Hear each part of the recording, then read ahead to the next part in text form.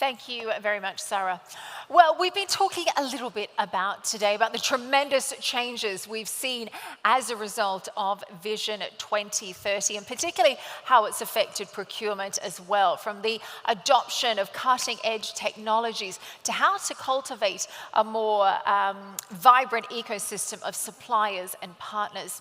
Well, our next speaker on the stage with us today says that with Vision 2030 in full stride, as well as many other transformational initiatives happening today in the MENA region, it's important that we recognize the pace that we are maintaining and, as leaders, to be extra vigilant to protect our team's mental and physical well-being, to ensure that everybody makes it across the finish line.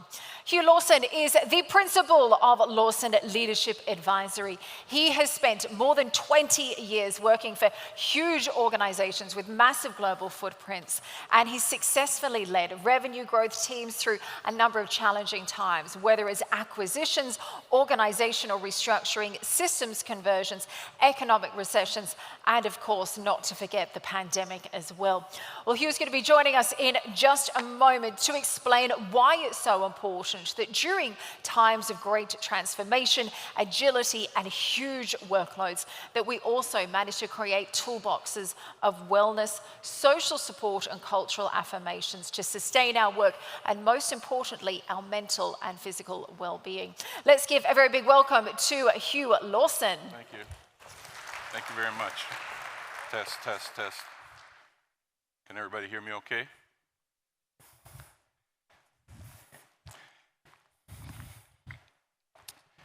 I've been waiting 35 years to say this.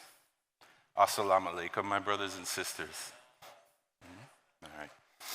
I'm here to talk to you about effective leadership in a time of rapid change and transformation.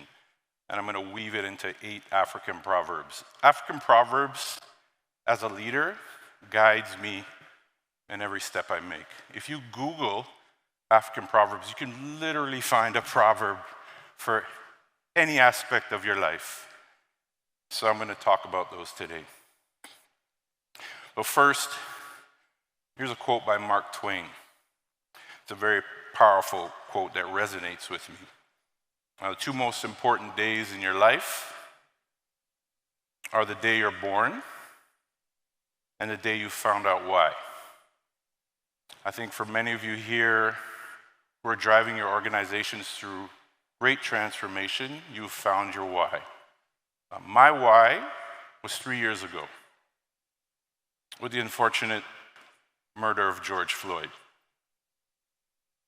It awakened in me a need to make change, a catalyst for transformation in society. I'm from Canada. I live in Toronto.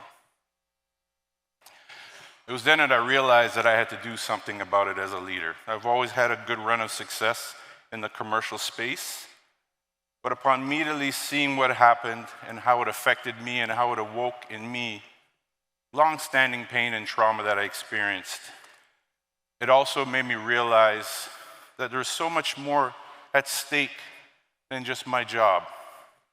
It's my parents who immigrated to Canada from England via Jamaica. It was my father who had passed away 2 years prior, who, just as you see him guiding me by a beachside in a fisherman's village in Jamaica, he was with me there every step of the way. It's my family, growing up in Canada in the 1970s and 80s, but then also looking at there was a future generation that I needed to advocate and I needed to support and fight for to ensure that they get a seat at the table. So with that, I embraced the Japanese philosophy of ikigai. I always did work for community and for helping others, but I did it after hours. I did my job during the day, and then I did my civic duties off the side of a table after hours. But what I decided and what I saw in ikigai is that if I could find a profession where it was at the center of what you're good at, what the world needs, what you love, and what you can get paid for, then ultimately that could be how I could guide my life going forward and make change and make societal impact. So, as one of the leaders of one of the divisions in a multinational company, I exited and said goodbye to a whole lot of good people, just looking for my ikigai. And I got really busy. When you're in transformation mode, you lose track of time. You lose track of your energy levels. You're just focused on trying to leave a legacy and make change. So I got to it. Like a typical immigrant kid, just went to work, just like how my parents went to work, working multiple shifts. Started an organization supporting Black students and athletes who are no longer able to play but need to get in careers. Work with what we call resource groups in corporations so people could try to find their voices within their workplaces, just as I was trying to find my voice. I also advocated for new arrivals professionals to Canada, mentoring them and helping them find gainful employment and not going through the barriers that my parents went through 60 years ago. Also did some board work with a local workforce development in one of the largest regions in Canada. And then I mentored youth after hours in a summer academy.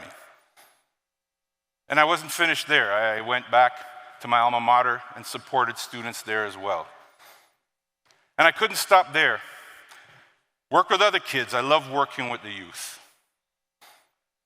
And then I switched professions. I got out of the commercial space and decided to lead a revenue growth organization at one of Canada's largest private healthcare companies. I wanted to do work where if my team succeeded in meeting their goals, it would actually save lives. So I went to a completely new industry. And then on top of that, I started a leadership advisor at the same time. I went to work. It was my Vision 2030, trying to make change in 3 pillars of society. But that leads us to the first proverb. A forest cannot be cut with a broken axe. I immediately started having anxiety attacks because of the levels of stress and the pace I was going at. My body and my mind shut down. Also experiencing bouts of doubt, imposter syndrome, just carrying that heavy load and just knowing what's at stake, it really had an impact. They say the mark of a great organization is how its employees feel on Sunday. And the organization that I worked for was a very toxic place. I sat in a dark room for hours on Sundays because I dreaded going to work on Monday. And I had to do something to fix that axe. Now the thing is, we don't see it coming because this proverb is pretty much what's driving us all in the room today. You know, Vision 2030, with the initiatives that you're doing in your respective regions and your respective organizations, you're making bold changes, you're making transformational changes, you're going at the speed of sound. We often don't give ourselves enough grace. And I'm here to tell you, the pace that you're all working at I'm in awe. There's no other place on the planet moving this fast. And because there's more at stake than just a commercial venture, you're changing society. So essentially, you are making a difference. And when we look at what's being awarded this evening, it's all weighty responsibilities that touches all aspects of an organization. And all of you are driving that forward. But I'm here to tell you that driving it forward at this pace comes at a toll. It comes at a price. And we have to ask ourselves, as leaders, how do we protect our teams, protect our own well-being, so that we can make it to the finish line, so we can enjoy the spoils of this hard work?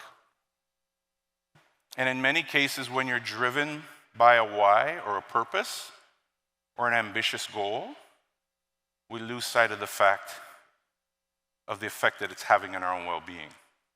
I don't know how many of you have been in a plane that was going up to altitude for the full flight. At some point in time, you have to level out, and the rattling and all the noise and all the forces have to stop.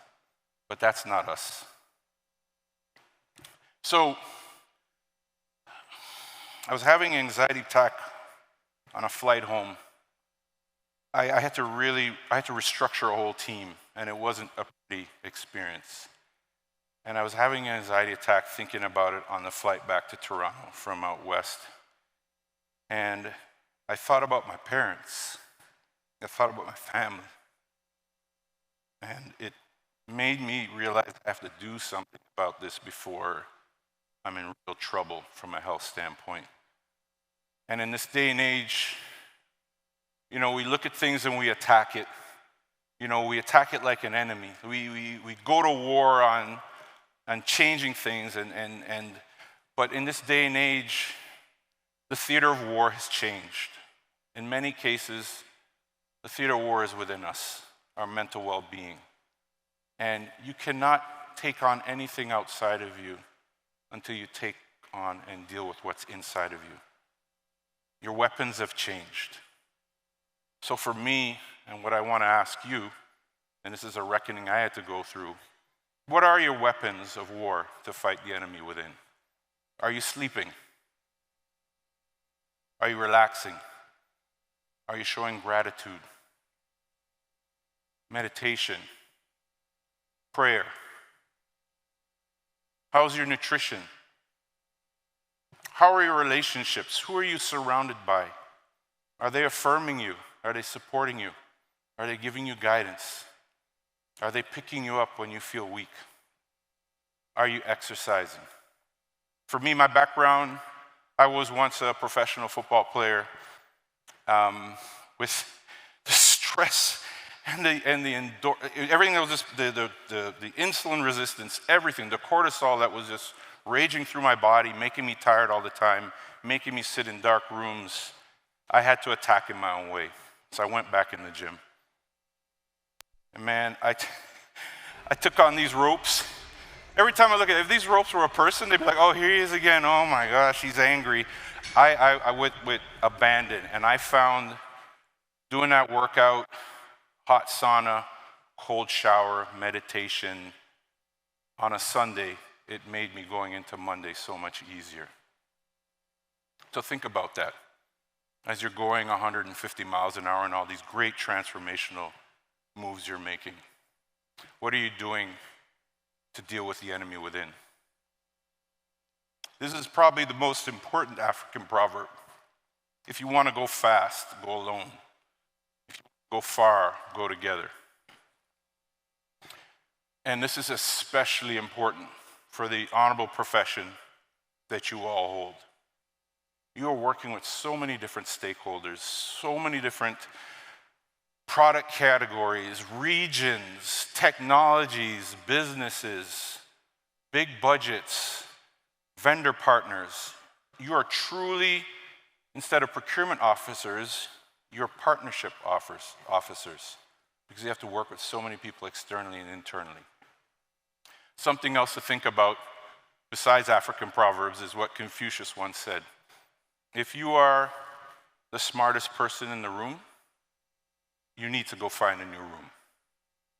Surround yourself with really smart people.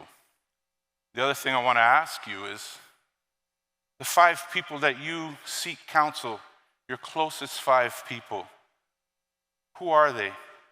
What do they look like? The person that you go to when you're struggling with something, do they look like you? The person that when you don't feel right, you feel down, do they look like you? Because I'm here to say you need to mix it up. In this high-speed transformation, if you really want to equate yourself to a high-powered supercar, high-performance vehicle, and you look at your dashboard of reference points, are all 5 dials showing the speed? Or do you have one showing speed, one showing RPM, one showing oil pressure, one showing your battery levels? You need to mix it up. These people are my trusted 5. And in this chapter where I'm in an entrepreneurial role, they are all with an entrepreneurial mindset, but they come from different walks of life, different genders, different ethnicities. But the one thing they all have in common is they want me to win. Some will hug me, some will kick me in the pants when I'm lost my way. But they all want the same thing in mind. Who are your five? Because whoever your five are, you're going to be the average of that. You need to mix it up. So, this is the last one, and this is the one I struggle with. A tree with strong roots laughs at storms.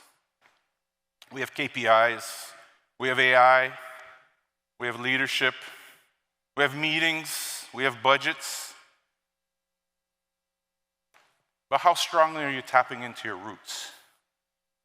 During the 3 years of reckoning and awakening for me, since George Floyd, I really tapped into who I was, where my family came from, what made the richness of my heritage and culture allow me to be the best leader I could be. I always remembered as a child at family gatherings, my dad and my uncles told the best stories, incredible stories. And the books we'd read, and that's when I realized I'm of Jamaican descent, but originally of West African descent. I realized that my best work as a leader is through communication and guiding everyone through one common goal, one common directive. And when I looked into it, I realized why I was so good at it. I'm a descendant of griots. A griot in a West African village was a storyteller, a historian, a singer, a poet. And when I think about my heritage, I think about the music I listen to. We do it really well. We rap, poetry. We have a way of communication. And when a griot dies, it's equivalent of a library burning to the ground. And I tapped into that. And it affirmed me and got me out of so many troubled times. And you've heard of ROI. When you tap into your roots, it's known as ROIAS, which is a return on interest from your ancestors' sacrifices. And also their stories. I want to tell you a story. I said it's been 35 years in the making for me to come and greet all of you. December the 8th, 1988, my cousin Wade was killed by police. And it put me, as a first-year university student, into a very dark place. I immediately shut myself off from all my friends, stopped going to class, and tried to find a way to deal with my anger and rage. So I picked up the autobiography of Malcolm X, and I devoured it. I couldn't stop reading it. I was trying to make sense why it happened. Why the country I was growing up in was making it so difficult for me to live there. But there was a moment in the book where everything changed, transformed for me. And that's when Malcolm X did his pilgrimage to Mecca in April 1964. And he wrote back to his family, his wife Betty. And he had a life-changing experience on the Hajj. He saw masses of humanity from all walks of life, all parts of the world, not just black, blue eyes, blonde, all on the Hajj for the same reason. And this completely transformed the way he looked at the planet and the way he looked at the globe. And it transformed the way I looked at the planet and the way I looked at the globe. And immediately, it left something in me that's been calling me to come here for 35 years. Saudi Arabia has been whispering in my ear, for 35 years to come because of what I saw and what I read of what Malcolm X experienced. Going back to ROIAS. So my question to you is, if I can have such a magnetized feeling for this region, you have to understand how much this region has such an effect on the planet in a beautiful way. This region transcends race, religion.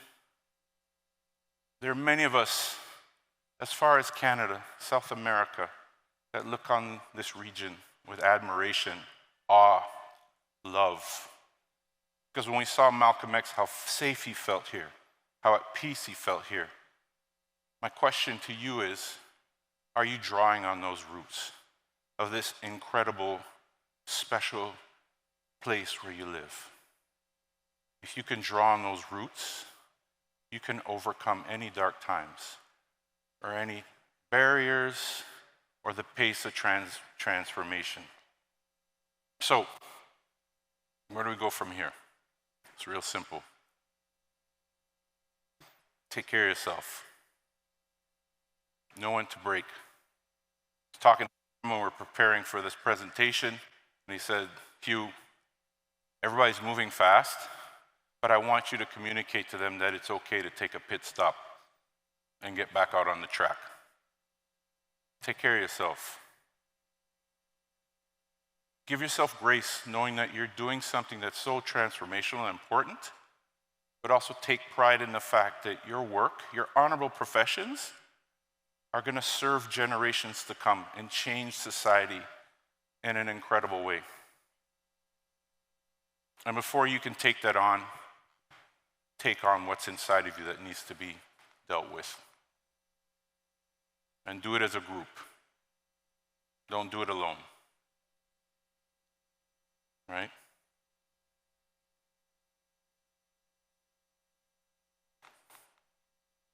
Pull from what you have here that is so special. It's cosmic.